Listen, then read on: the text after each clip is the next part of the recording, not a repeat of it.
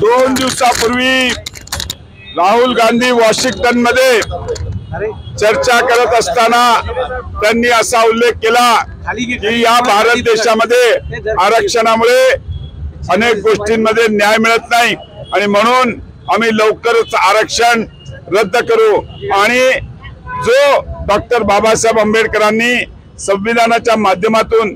जे आरक्षण दिलं होतं त्याच्यामध्ये बदल करू असा त्यांनी उल्लेख केला। मी या ठिकाणी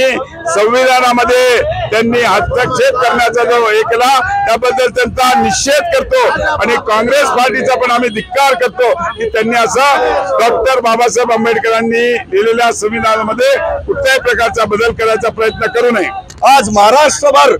आम्ही आज राहुल गांधी आणि काँग्रेसचा जाहीर निषेध करण्यासाठी आज छत्रपती संभाजीनगरच्या शिवाजी महाराजांच्या पुतळ्याच्या समोर साक्षीने आम्ही आज या संविधानाचा अनादर करणाऱ्या या काँग्रेसचा निषेध आम्ही व्यक्त करत आहोत। आज राहुल गांधींनी अमेरिकेमध्ये जाऊन भारताची बदनामी करणारं वक्तव्य केलं आणि हे संविधान बदलू आणि आरक्षण रद्द करू अशा प्रकारचं विधान करून सर्व आरक्षण ज्यांना मिळतं त्या जनतेच्या विरोधी भूमिका घेऊन आज त्यांनी जी वक्तव्य केलं त्या वक्तव्याचा विरोध करण्यासाठी त्याचा निषेध करण्यासाठी आज आम्ही सगळे इथे एकत्र जमलेलो आहोत। आज राहुल गांधी आणि काँग्रेसचा आम्ही संपूर्णपणे निषेध व्यक्त करतो।